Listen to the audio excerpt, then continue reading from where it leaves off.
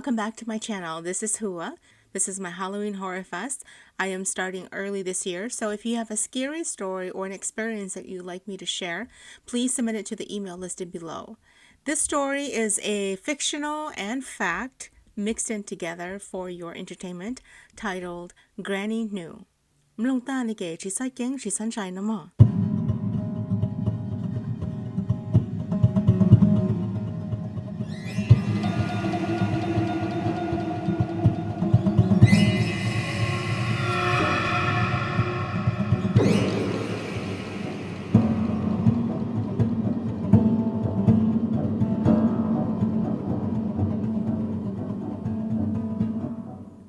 In 1972, my family moved to the United States and settled in St. Paul, Minnesota, where a large population of the Hmong people came to build a new life.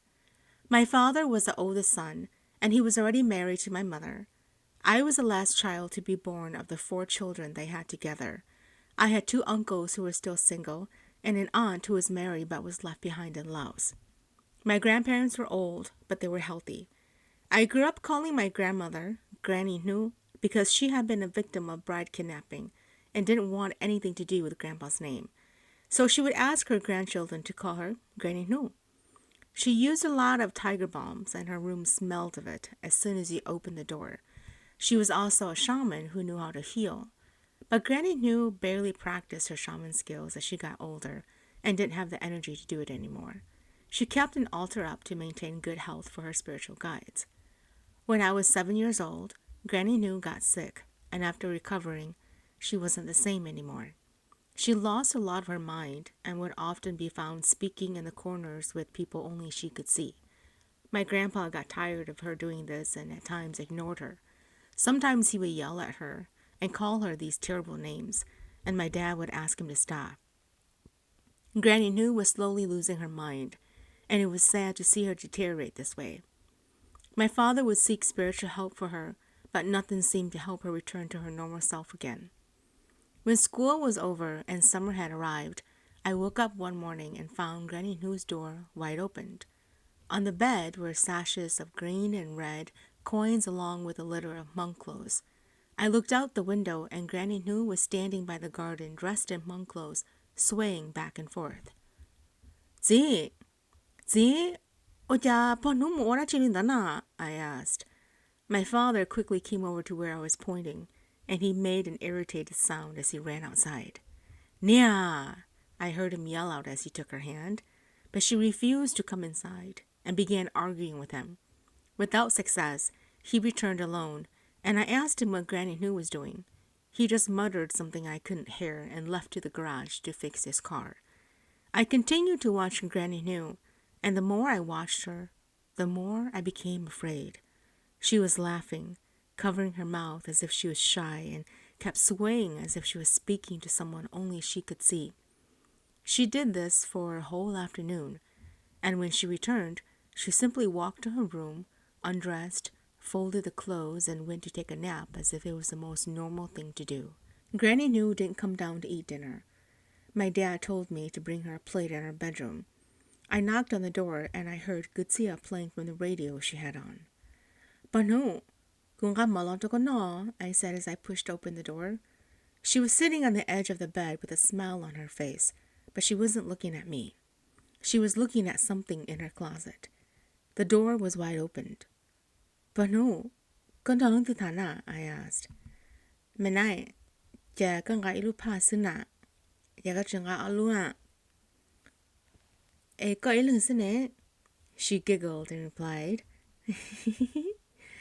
"Kuya mo tago the punyu no de na.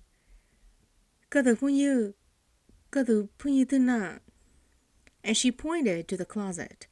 I turned, and my hair went straight up as I saw her monk clothes that were hanging in the closet move as if someone had been behind it. I screamed and dropped the plate of food.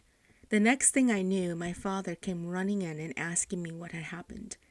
I couldn't explain anything because I was so scared.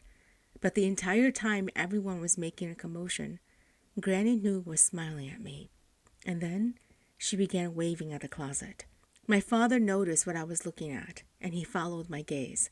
Finally, he came to her and shook her. "Nia, có biết我在这里ก่อน啊? Oli có tên mình chạy ta了na, chủ嘛."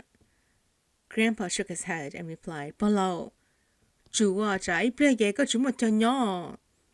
And at that very instant, Granny New replied in a deep voice that was not her own. I blacked out as soon as I heard that. When I woke up, I was sleeping in my room, but Granny New was sitting at the end of my bed, dressed in monk clothes.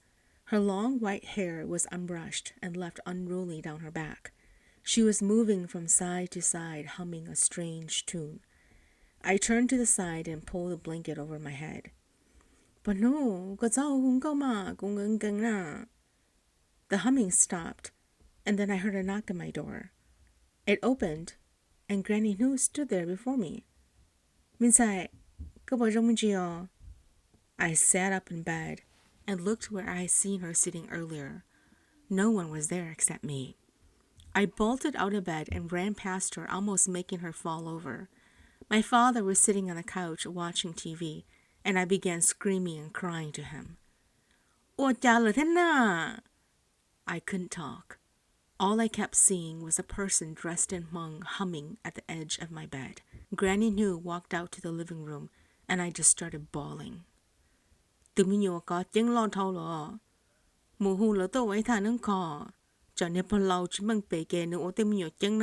Grandpa said. But my dad never called anyone to come look into me.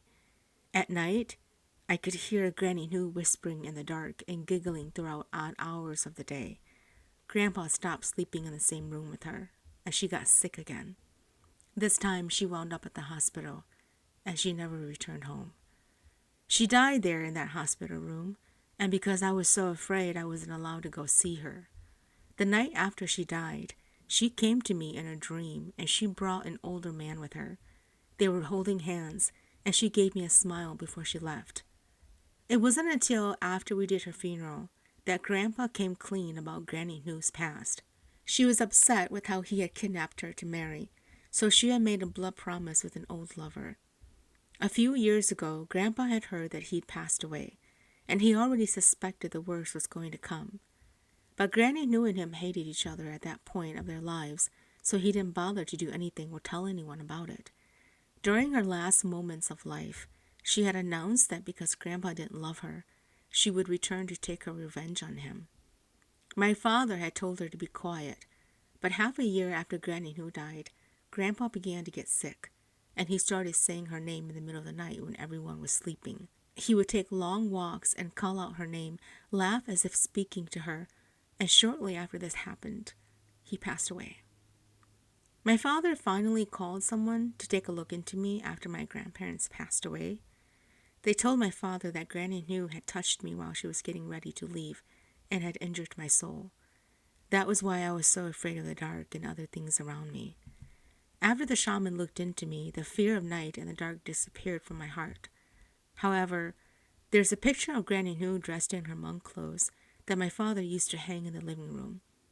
I had to ask him to take that photo down because I couldn't get the image of her sitting on the foot of my bed out of my mind. After she died, when we were looking through her suitcase, I found an outfit that looked exactly like what she wore that day, and I just couldn't stop thinking about it. For a while after, I couldn't look at monk clothes the same way, and when I asked my father about that outfit, he mentioned to me that it was an outfit gifted to her from someone she had loved. There was no doubt in my mind that it came from the old lover she made the blood promise with. As I grew up, I often thought about Granny New, and there were times where I wondered if she was ever truly happy in her life. Sometimes I would dream about her, and she would be with the same man from when she passed away. But she was never with Grandpa. And as I got older and I learned how to channel a lot of my fears and energies into a safer place, I was able to look at the photos of Granny New in her monk clothes again. She never smiled in any of her photos, and when she took pictures with Grandpa, she never let their hands touch. It made me realize just how sad Granny New's life was. Thank you for tuning in. I'll see you in the next episode.